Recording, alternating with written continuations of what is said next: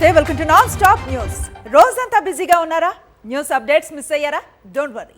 Breaks లేకుండా bore కొట్టకుండా non stop news ప్రతిరోజు రాత్రి 9 గంటలకు. This is Karthik. నేను అనుశ్రీ. రైట్, అప్డేట్స్ చూద్దాం. ఆనాడు మాట ఇచ్చారు, నేడు దాన్ని సాకారం చేశారు. గత ప్రభుత్వంలో ఎన్నడూ జరగని విధంగా అభివృద్ధి అంటే ఇది అని చూపిస్తూ వైఎస్ఆర్ జిల్లా రూపురేఖలే మార్చివేశారు ముఖ్యమంత్రి వైఎస్ జగన్. ఏకంగా 861 కోట్ల రూపాయలతో అక్కడి ప్రజల ఏళ్ల నాటి కలను సాకారం చేశారు. వైఎస్ఆర్ కడప జిల్లాకు మహర్దశ పట్టుకుంది. అభివృద్ధికి సెంటర్ పాయింట్లా మార్చేశారు సీఎం జగన్. పులివెందుల డెవలప్మెంట్ పై ఆనాడు మాట ఇచ్చి నేడు దాన్ని నిజం చేశారు. వరుస అభివృద్ధి కార్యక్రమాలు, ప్రారంభోత్సవాలు చేశారు సీఎం జగన్. కడప ఎయిర్పోర్ట్ నుంచి రోడ్డు మార్గం ద్వారా పులివెందుల చేరుకున్న ఆయన ప్రభుత్వ ఆసుపత్రి ప్రాంగణంలో వైఎస్ఆర్ విగ్రహాన్ని ఆవిష్కరించారు. 51 ఎకరాల్లో దాదాపు 500 కోట్ల వ్యయంతో నిర్మించిన మెడికల్ కాలేజీని ప్రారంభించారు సీఎం జగన్. ఈ ప్రభుత్వ వైద్య కళాశాలలో 2024-25 విద్యా సంవత్సరం నుంచి బోధన ప్రారంభం కానుంది. అలాగే డాక్టర్ వైఎస్ఆర్ మినీ సెక్రటేరియట్ సముదాయాన్ని ప్రారంభించారు.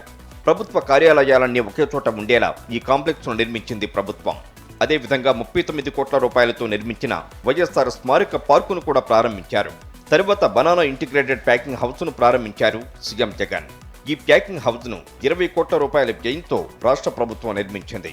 అక్కడి నుంచి పాత బస్టాండ్ వద్దకు చేరుకున్న సీఎం వైఎస్ఆర్ విగ్రహాన్ని ఆవిష్కరించారు. ఇక ఆదిత్య బిర్లా గార్మెంట్స్ ఫ్యాక్టరీలో ఫేజ్ 1 యూనిట్ ను రిబ్బన్ కట్ చేసి ప్రారంభించారు ముఖ్యమంత్రి వైఎస్ జగన్. 175 కోట్ల రూపాయల వ్యయంతో నిర్మించిన ఈ పరిశ్రమ వల్ల సుమారు 2000 మందికి ఉపాధి అవకాశాలు లభించాయి. ఈ కంపెనీలో పనిచేసే వారిలో 90% మంది మహిళలే కావడం విశేషం. ఇక్కడ అంతర్జాతీయ ప్రమాణాలతో సూట్ జాకెట్స్, ట్రౌజర్స్ తయారు కానున్నాయి. మొత్తంగా సీఎం జగన్ సొంత జిల్లా పర్యటన అభివృద్ధి కార్యక్రమాలతో సాగింది. గతంలో ఎన్నడూ లేని విధంగా వైఎస్ఆర్ కడప జిల్లాను అభివృద్ధి చేశారు సీఎం జగన్. కృష్ణానది కరకట్ట వాసుల చిరకాల వాంఛ నెరవేరబోతోంది. రేపు సీఎం జగన్ రిటైనింగ్ వాల్ ను ప్రారంభించనున్నారు. 15,000 పేద కుటుంబాలకు రక్షణగా నిలవనుంది ఈ రిటైనింగ్ వాల్. ఈ రిటైనింగ్ వాల్ 3 దశలుగా నిర్మాణం చేపట్టారు. మొదటి దశ 1.8 కిలోమీటర్స్ గీతానగర్ కట్ట నుంచి యనమల కుదురు గ్రామం వరకు ఉంది. ఇక రెండో దశలో 1.25 కిలోమీటర్స్ గీతానగర్ కట్ట నుండి కనకదుర్గ వారధి వరకు. మూడో దశలో 1.2 కిలోమీటర్స్ కనకదుర్గ వారధి నుంచి పద్మావతి ఘాట్ వరకు నిర్మాణం విజయవంతంగా పూర్తి చేశారు. ఇక రేపు సీఎం జగన్ చేతుల మీదుగా ఈ రిటైనింగ్ వాల్ ప్రారంభం కానుంది. మున్సిపల్ కార్పొరేషన్ చేపట్టడం జరిగింది. ఇక నదీ ప్రవాహ ప్రాంతాల్లో ప్రజలు వరద ముంపుకు గురి కాకుండా ఈ రక్షణ గోడని నిర్మించారు. అసైన్డ్ భూముల కుంభకోణంలో చంద్రబాబుపై సిఐడి ఛార్జ్షీట్ దాఖలు చేసింది. 4,400 కోట్ల అసైన్డ్ భూముల కుంభకోణం జరిగినట్లుగా సిఐడి నిర్ధారించింది. అసైన్డ్ భూముల స్కామ్ లో ప్రధాన ముద్దాయిగా చంద్రబాబును పేర్కొంది. చంద్రబాబుతో పాటు మాజీ మంత్రి నారాయణను ముద్దాయిగా ఛార్జ్షీట్ ను నమోదు చేశారు. 1,100 ఎకరాల అసైన్డ్ ల్యాండ్స్ కుంభకోణం జరిగినట్లుగా సిఐడి పేర్కొంది.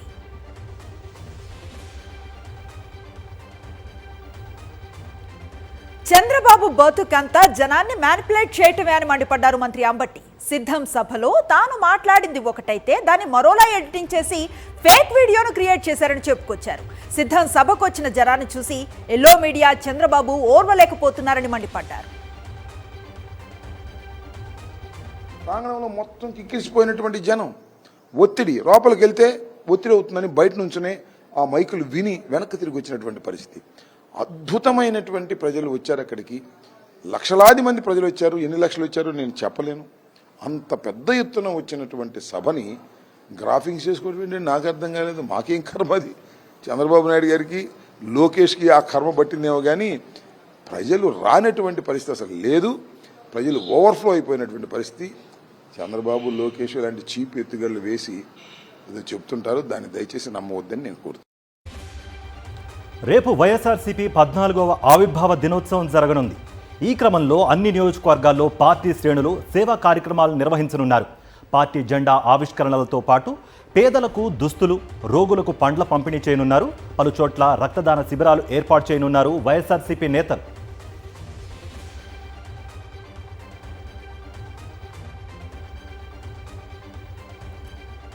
విద్యుత్ వినియోగదారులకు AP electricity regulatory commission good news చెప్పింది. వరుసగా 5వ ఏడాది కరెంటు ఛార్జీలు పెంచడం లేదని ప్రకటించింది. 3 డిస్కామ్ల పరిధిలో గృహ, వాణిజ్య పరిశ్రమలకు సంబంధించిన విద్యుత్ టారిఫ్ను ప్రకటించిన ఈఆర్సీ రైల్వేకు మినహా ఏ వర్గానికి విద్యుత్ ఛార్జీలు పెంపుదల లేదని స్పష్టం చేసింది. గత ఏడాదిలో వసూలు చేసిన ఛార్జీలే ఈ ఏడాది కూడా వర్తిస్తాయని స్పష్టం చేసింది. 2024-25 సంవత్సరానికి సంబంధించి రీటైల్ సప్లై ధరలను విడుదల చేశారు Andhra Pradesh electricity regulatory commission chairman justice CV Nagarjuna Reddy.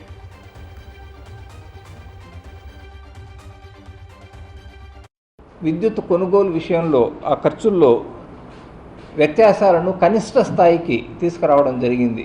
దీని మూలంగా వీలైనంత వరకు వచ్చే ఆర్థిక సంవత్సరంలో ఎఫ్పిపిసిఏ భారం సాధ్యమైనంత వరకు తక్కువ చేసి వినియోగదారులకు ఇబ్బంది లేకుండా చేసే రకంగా ఈ టారిఫ్ ఆర్డర్ను రూపొందించడం జరిగింది. టీడీపీ, జనసేన, బీజేపీ పార్టీల మధ్య సీట్ల పంచాయతీ మళ్లీ మొదటికొచ్చింది. సీట్ల సంఖ్యపై కమలం పార్టీ పట్టుబడుతోంది. ఢిల్లీలో కేవలం ఎన్డీఏలో చేరికపైనే చర్చలు జరిపినట్లుగా సమాచారం. అందుకు సీట్ల సర్దుబాటుపై చంద్రబాబు, జనసేన నేతలతో కేంద్ర మంత్రి గజేంద్ర సింగ్ షెకావత్ చర్చలు జరుపుతున్నారు. షెకావత్ ప్రతిపాదనలతో చంద్రబాబు, పవన్ కళ్యాణ్ కంగుతిన్నట్లుగా సమాచారం. 8 ఎంపీ, 12 ఎమ్మెల్యే సీట్లు కావాలని బీజేపీ ప్రతిపాదనలు చేసింది. అయితే 6 ఎంపీ, 6 ఎమ్మెల్యే సీట్లంటూ ఇన్నాళ్లు టీడీపీ లీకులిస్తోంది. విశాఖపట్నం బీజేపీలో టికెట్ వార్ కొనసాగుతోంది. పురంధేశ్వరి వ్యూహాలకు ఎంపీ జీవీఎల్ ప్రతి వ్యూహాలను సిద్ధం చేస్తున్నారు. విశాఖ లోక్సభ స్థానంపై కొన్నేళ్లుగా జీవీఎల్ కన్నేశారు. సీటు జీవీఎల్కి ఇవ్వాలంటూ పార్టీ జాతీయ అధ్యక్షుడు జేపీ నడ్డాకు పలు సంఘాలు లేఖల ద్వారా విజ్ఞప్తి చేశాయి. వైజాగ్ బ్రాహ్మణుల సంక్షేమం సంఘం, మాజీ నావియన్ సెయిలర్స్ వెల్ఫేర్ అసోసియేషన్, రాజస్థానీ విప్ర సంక్షేమ సంఘం తదితర సంఘాలు నడ్డాకు లేఖ రాశాయి.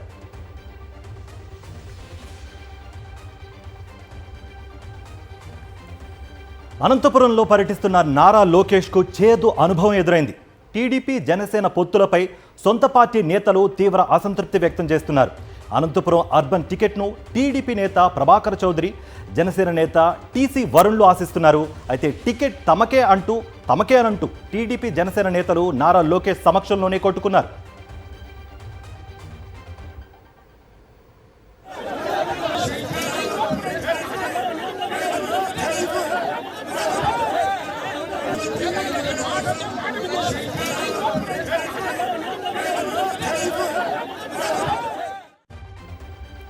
పొత్తుల కోసం చంద్రబాబు, పవన్ కళ్యాణ్ తెగ వెంపర్లాడారని మండిపడ్డారు మంత్రి బొత్స.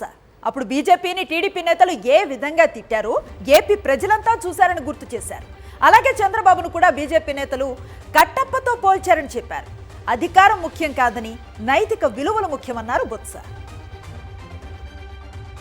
ఒత్తిడి తెచ్చుకోవడం, ఓ పార్టీని కలిగి ఉండడం ప్రజాస్వామ్యంలో సహజం.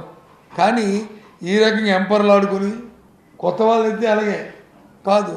14 సంవత్సరాలు ముఖ్యమంత్రి చేసిన చంద్రబాబు నాయుడు ఈ రాష్ట్రంలో నేను ఇగో ఈ కార్యక్రమం చేశానని చెప్పుకోవడానికి లేక ఆ గుమ్మం ఈ గుమ్మం తిరుక్కుంటూ ఇవాళ అది చూస్తుంటే రాష్ట్ర ప్రజానీకానికి జగస్ఫురంగా ఉంది. అసహించుకుంటున్నారు ఏంటిది అని. ఎన్టీఆర్ జిల్లా మైలవరం ఎమ్మెల్యేగా సర్నాల తిరుపతిరావును గెలిపించుకోవాలన్నారు ఎంపీ కేసినేని నాని. మైలవరం ఎమ్మెల్యేగా ఉన్న వసంత కృష్ణప్రసాద్ ప్రజలను మోసం చేశారని, అందుకే వసంత కృష్ణప్రసాద్ను మార్చి మైలవరం సమన్వయకర్తగా సర్నాల తిరుపతిరావుకు సీఎం జగన్ అవకాశం కల్పించారని తెలిపారు.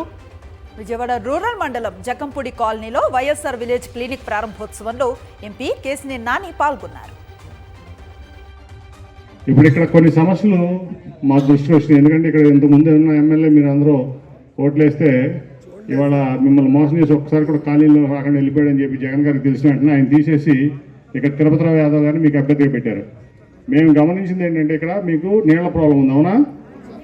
ఇప్పుడే కమిషనర్ గారితో మాట్లాడా. ఇవాళ నుంచి ఏ ఒక్క రోజు కూడా మీకు నీళ్లు రాకుండా ఉండే పరిస్థితి లేదు. ప్రతిరోజు నీళ్లు ఇచ్చే బాధ్యత మేము తీసుకుంటామని ఈ సందర్భంగా మీ అందరికీ హామీ ఇస్తున్నాం. ఎల్లో గ్యాంగ్ వేధింపులు రోజు రోజుకు ఎక్కువైపోతున్నాయి. టీడీపీ సోషల్ మీడియా వేధింపులు తెనాలికి చెందిన గీతాంజలి ప్రాణాలు తీశాయి. 4 రోజుల క్రితం నవరత్నాలు పేదలందరికీ ఇల్లు పథకంలో భాగంగా ఇంటి స్థల హక్కు పత్రాన్ని తెనాలికి చెందిన గీతాంజలి అందుకుంది. వైఎస్ జగన్ ప్రభుత్వం అమలు చేస్తూ ఉన్న సంక్షేమ పథకాలను సోషల్ మీడియాలో వివరించింది గీతాంజలి. అయితే గీతాంజలి కామెంట్స్పై టీడీపీ సోషల్ మీడియా రెచ్చిపోయింది.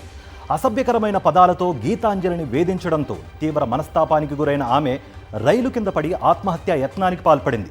తీవ్ర గాయాలు కావడంతో గుంటూరు ప్రభుత్వ ఆసుపత్రిలో చికిత్స పొందుతూ చనిపోయిందామె.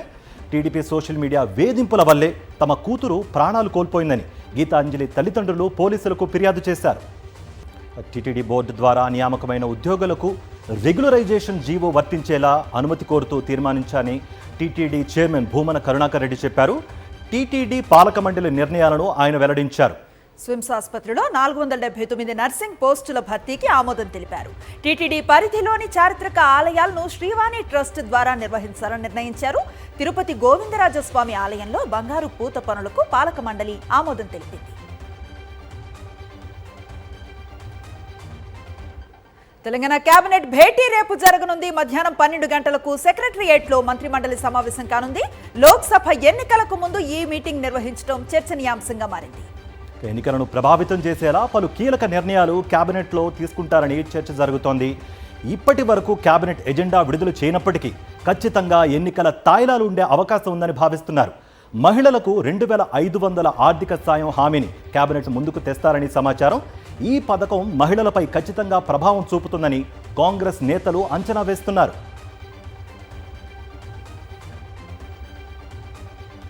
భద్రాద్రి కొత్తగూడెంలో ఇందిరమ్మ ఇళ్ల పథకాన్ని ప్రారంభించారు సీఎం రేవంత్ రెడ్డి. అనంతరం ఇందిరమ్మ మోడల్ హౌస్ను ఆవిష్కరించారు. ఈ ఇందిరమ్మ ఇళ్ల పట్టాలు మహిళల పేరుపైనే ఉంటాయన్నారాయన. గత 10 ఏళ్లలో డబుల్ బెడ్రూమ్ ఇళ్ల పేరుతో కేసీఆర్ మోసం చేశారని విమర్శించారు. పేదవారితో కేసీఆర్ ఆటలాడుకున్నారని, అందుకే కేసీఆర్ను ప్రజలు దించేశారని విమర్శించారు. ప్రజలంతా కాంగ్రెస్ వైపే ఉన్నారని చెప్పుకొచ్చారు. గత 10 సంవత్సరాలలో డబుల్ బెడ్రూమ్ ఇల్లు ఇస్తా అన్నాడు. మొన్న జరిగిన శాసనసభ ఎన్నికల్లో కేసీఆర్ ను బీఆర్ఎస్ ను బొందబెట్టి ఇందిరమ్మ రాజ్యం తెచ్చుకున్నారు. అందుకే ఈరోజు ఇచ్చిన మాట నిలబెట్టుకోవడానికి ఇంత బ్రహ్మాండమైన కార్యక్రమం ఇవాళ ఖమ్మం జిల్లాలో భద్రాద్రి రామచంద్రుడి ఆశీర్వాదంతో ప్రారంభించుకున్నాం. లోక్సభ ఎన్నికల నేపథ్యంలో తెలంగాణలో బీజేపీ అగ్రనేతలు పర్యటించనున్నారు. రేపు కేంద్ర హోంమంత్రి అమిత్ షా పర్యటించనున్నారు. అలాగే 15 నుంచి దక్షిణాది రాష్ట్రాల్లో ప్రధాని మోదీ పర్యటించనున్నారు. 16, 18, 19 తేదీల్లో ప్రధాని తెలంగాణలో పర్యటించబోతున్నట్లుగా సమాచారం. 3 బహిరంగ సభల్లో పాల్గొనున్నారు ప్రధాని. జగిత్యాల, నాగర్ కర్నూల్, మల్కాజ్గిరిలలో ప్రధాని మోదీ సభకు ఏర్పాట్లు బీజేపీ చేస్తోంది. 3 లోక్సభ స్థానాలను కవర్ చేస్తూ ఒక్కో సభ పెట్టాలని భావిస్తున్నారు కమలం నేతలు.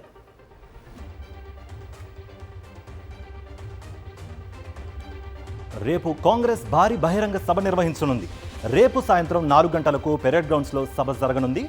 1,00,000 మంది మహిళలతో సభ నిర్వహిస్తామని ఇప్పటికే ప్రకటించిన సీఎం రేవంత్ రెడ్డి ఆ మేరకు రేపు సభ నిర్వహిస్తున్నారు.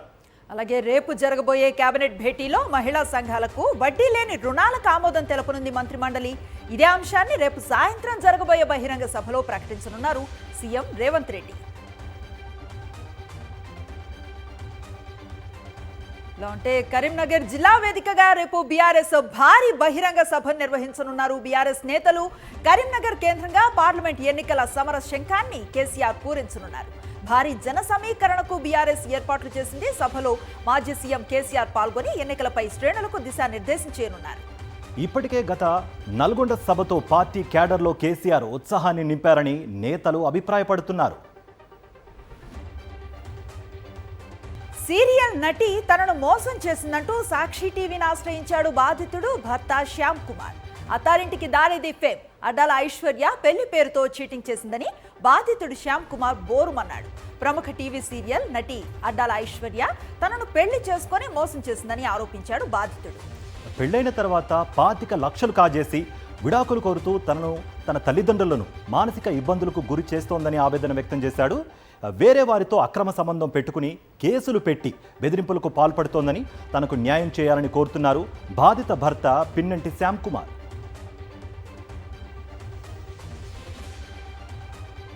హైదరాబాద్కు చెందిన ఓ వివాహిత ఆస్ట్రేలియాలో హత్యకు గురైంది.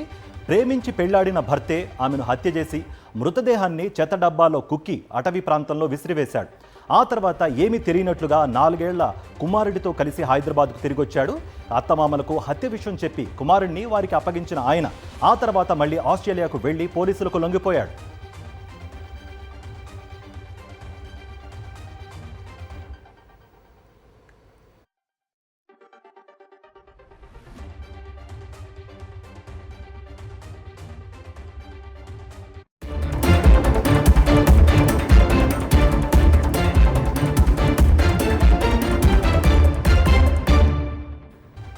జాతీయ వార్తల్లోకి వెళదాం. లోక్సభ ఎన్నికల వేళ కేంద్రం కీలక నిర్ణయం తీసుకుంది. పౌరసత్వ సవరణ చట్టాన్ని అమల్లోకి తెచ్చింది. ఈ మేరకు సిఏఏ రూల్స్ నోటిఫై చేసింది కేంద్ర హోంశాఖ. 2019లోనే పౌరసత్వ సవరణ చట్టాన్ని పార్లమెంట్ ఆమోదించింది. ఇప్పుడు ఈ చట్టం అమలుకు సంబంధించిన నిబంధనలు నోటిఫై చేసింది కేంద్ర హోంశాఖ. ఢిల్లీ గురుగ్రామ్ మధ్య ట్రాఫిక్ కష్టాలకు చెక్ పెడుతూ ద్వారకా ఎక్స్ప్రెస్ వే ఎలివేటెడ్ కారిడార్ను ప్రారంభించారు ప్రధానమంత్రి నరేంద్ర మోదీ. NH-48లో భాగంగా నిర్మితమైన ఈ ఎక్స్ప్రెస్ వేతో ఢిల్లీ గురుగ్రామ్ మధ్య ప్రయాణ సమయం 20 నిమిషాలు తగ్గనుంది. రోజు 90,000 మంది ఈ రూట్లో ప్రయాణిస్తూ ఉంటారు. ఈ 18 కిలోమీటర్ల ఎక్స్ప్రెస్ వే స్ట్రెచ్ ను 4,100 కోట్ల వ్యయంతో నిర్మించింది NHAI. ఎక్స్ప్రెస్ వే మొత్తం 10,000 కోట్లతో నిర్మిస్తూ ఉండగా హర్యానా విభాగంలో 2 ప్యాకేజీలు ఉన్నాయి. ఇక ఇదే వేదిక నుంచి దేశవ్యాప్తంగా 112 జాతీయ రహదారుల ప్రాజెక్టులకు శంకుస్థాపన చేశారు ప్రధాని మోదీ. వీటి నిర్మాణానికి 1,00,000 కోట్ల రూపాయలను ఖర్చు చేస్తోంది మోదీ సర్కార్. అగ్ని 5 మిసైల్ మిషన్ దివ్యాస్త్ర తొలి పరీక్ష విజయవంతమైంది. ఈ విషయాన్ని ట్విట్టర్ ద్వారా స్వయంగా ప్రకటించారు ప్రధాని మోదీ. DRDO శాస్త్రవేత్తలను అభినందించారు. పూర్తి స్వదేశీ పరిజ్ఞానంతో రూపొందించిన MIRV టెక్నాలజీని అగ్ని 5 మిసైల్ తయారయ్యింది. ఒకే సమయంలో వేరువేరు ప్రాంతాల్లో ఉన్న వార్ హెడ్స్ను ఇది సక్సెస్ఫుల్గా ఛేదించగలదు. ఈ MIRV ప్రాజెక్టుకు ఓ మహిళా డైరెక్టర్గా వ్యవహరించారు. అలాగే ఈ ప్రాజెక్ట్ కోసం పనిచేసే వారిలోనూ ఎక్కువ మంది మహిళలు ఉన్నట్లుగా DRDO వర్గాలు వెల్లడించాయి. ఉత్తరప్రదేశ్లో ఘోర ప్రమాదం జరిగింది. లైవ్ విద్యుత్ వైర్లను తాకి మంటల్లో చిక్కుకుందో ఆర్టీసీ బస్సు. ఈ ఘటనలో 5 ప్రాణాలు విడిచారు. గాజీపూర్ జిల్లాలో ఈ ఘటన చోటు చేసుకుంది. ప్రమాద సమయంలో బస్సులో సుమారు 30 మంది ప్రయాణికులు ఉన్నట్లుగా తెలిసింది. బస్సు విద్యుత్ వైర్లను తాకడంతో భారీగా మంటలు చెలరేగాయి. కొద్దిసేపటికే బస్సు మొత్తం మంటల్లో కాలిపోయింది. బస్సు మంటల్లో కాలిపోతున్న దృశ్యాలు ఇప్పుడు సోషల్ మీడియాలో వైరల్గా మారాయి.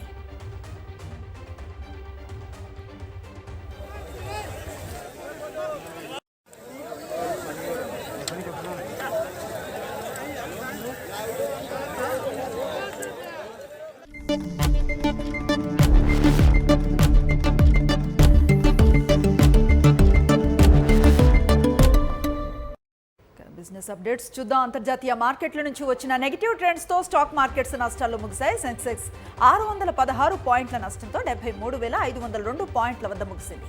నిఫ్టీ 160 పాయింట్ల నష్టంతో 22,332 పాయింట్ల వద్ద ముగిసింది. ఇక సెక్టార్ సూచీలో రియాలిటీ సూచీలు 1.16%, పవర్ సూచీలు 1.08%, మెటల్ సూచీలు 1.9%, టెలికమ్యూనికేషన్స్ 2.40% నష్టపోయాయి. నిఫ్టీ టాప్ గెయినర్స్ లిస్టులో Apollo hospitals 2.6%, Nestle India 1.93%, SBI life 1.56% లాభపడ్డాయి. నిఫ్టీ టాప్ లూజర్స్ లిస్టులో Tata consumers 3.06%, power grid 2.6%, Bajaj auto 2.53% నష్టపోయాయి.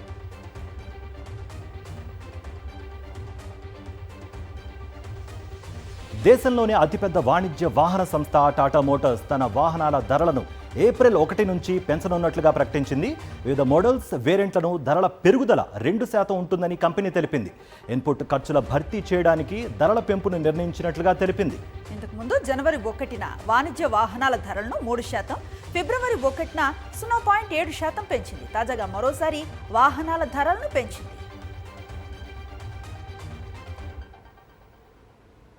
భారత్లో రిలయన్స్ అనుబంధ వయోకామ్ 18 సంస్థతో ఒప్పందం వల్ల తమ 2 సంస్థలకు లబ్ధి చేకూరుతుందని Walt Disney CEO Bob Iger చెప్పారు. దీనివల్ల ఎంటర్టైన్మెంట్ రంగంలో పెద్ద సంస్థ ఏర్పాటుతో పాటు మార్కెట్లోనూ అగ్రస్థానంలో నిలుస్తుందని మోర్గాన్ స్టాన్లీ ఇన్వెస్టర్ల సదస్సులో మాట్లాడుతూ బాబ్ ఐగర్ తెలిపారు. ప్రపంచంలోనే అత్యధిక జనాభా గల దేశం భారత్లో కొనసాగాలని ఆశిస్తున్న మార్కెట్లో నెలకొన్న కొన్ని సవాళ్లను అధిగమించాల్సి ఉందని బాబ్ ఐగర్ వెల్లడించారు.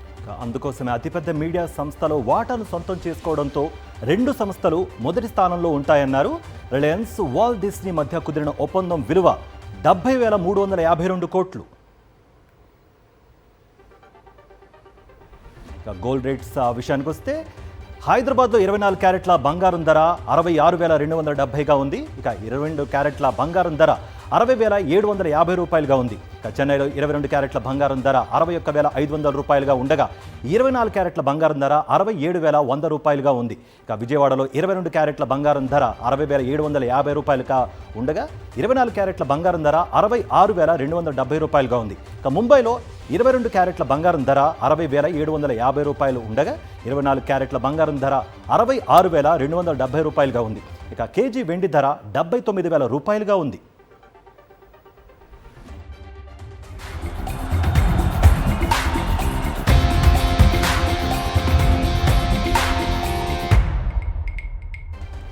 స్పోర్ట్స్ డీటెయిల్స్ చూద్దాం. Team India star pacer Mohammed Shami re entry ఇప్పట్లో లేదని తేలిపోయింది. షమి ఈ ఏడాది సెప్టెంబర్లో బంగ్లాదేశ్తో జరిగే టెస్ట్ సిరీస్ సమయానికి అందుబాటులోకి వస్తాడని సంబంధిత బీసీసీఐ కార్యదర్శి జైషా చెప్పారు. దీంతో ఈ సీనియర్ పేసర్ ఐపీఎల్తో పాటు T20 వరల్డ్ కప్ ఆడడని ఖరారైపోయింది. గతేడాది భారత్లో జరిగిన వన్డే వరల్డ్ కప్ తర్వాత జట్టుకు దూరమైన షమి లండన్లో చీలిమండ గాయానికి సర్జరీ చేయించుకొని ఇటీవలే స్వదేశానికి తిరిగొచ్చాడు. ఇదిలా ఉంటే వెన్ను సమస్యతో బాధపడుతున్న రాహుల్ ఐపీఎల్ ఆరంభ సమయానికి పూర్తి ఫిట్నెస్ను సాధిస్తాడని జైషా తెలిపారు. ఎన్సీఏ వైద్యుల పర్యవేక్షణలో ఉన్న రాహుల్కు ఇంజెక్షన్ అవసరమని తెలిపారు.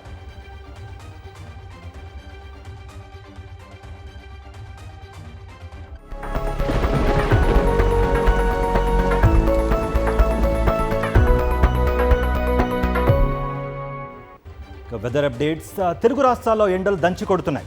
వేసవి ప్రారంభంలోనే భానుడు భగభగ అంటున్నాడు. ఈ వేసవిలో మునుపెన్నడూ లేని విధంగా చరిత్రలోనే అత్యధికంగా ఉష్ణోగ్రతలు నమోదవుతాయని వాతావరణ శాఖ అధికారులు పేర్కొంటున్నారు. మార్చి 2వ వారంలోనే 40 డిగ్రీలకు చేరుకుంటే ఏప్రిల్ చివరి వారం మే నెలలో అత్యధిక డిగ్రీల ఉష్ణోగ్రతలు నమోదు కానున్నట్లుగా వాతావరణ శాఖ తెలిపింది.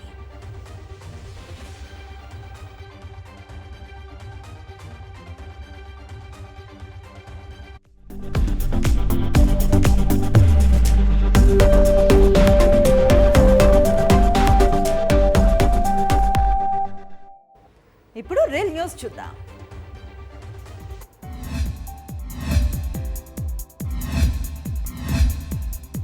కిరణ్ అబ్బవరం తొందరలో పెళ్లిపేట లెక్కబోతున్నాడు. తాను హీరోగా నటించిన రాజావారు రాణిగారు సినిమాలో హీరోయిన్ గా నటించిన రహస్యను పెళ్లి చేసుకోబోతున్నాడు. విశ్వక్సేన్ హీరోగా నటించిన గామి మూవీ 3 రోజుల్లో 20 కోట్ల వసూళ్లు రాబట్టినట్టు మేకర్స్ ప్రకటించారు. విజయ్ దేవరకొండ హీరోగా నటిస్తున్న ది ఫ్యామిలీ స్టార్ మూవీ నుంచి కళ్యాణి వచ్చే వచ్చే అనే లిరికల్ సాంగ్ సోమవారం విడుదలైంది. అజయ్ దేవ్గన్, మాధవన్, జ్యోతిక ప్రధాన పాత్రలో నటించిన సైతన్ మూవీ రీసెంట్ గా థియేటర్లలోకి వచ్చింది. ఈ మూవీ 3 రోజుల్లో 55 కోట్ల వరకు వసూళ్లు రాబట్టింది. నితీష్ తివారీ నిర్మించబోతున్న రామాయణ్ మూవీలో విజయ్ సేతుపతి కూడా కనిపించబోతున్నాడట. తొందరలో ఈయన ఏ పాత్రలో కనిపించబోతున్నాడో అనౌన్స్ చేయబోతున్నారు. భరత్ రాజ్ హీరోగా దివి విద్య కథానాయికగా నటిస్తున్న లంబసింగి మూవీ ట్రైలర్ను ప్రముఖ దర్శకుడు హరీష్ శంకర్ విడుదల చేశారు. ప్రముఖ సంగీత దర్శకుడు ఆర్పి పట్నాయక్ రికార్డు చేస్తున్న సంపూర్ణ భగవద్గీత తాత్పర్యంలోని విశ్వరూప దర్శనం అధ్యాయాన్ని హీరో విశ్వక్సేన్ లాంచ్ చేశాడు.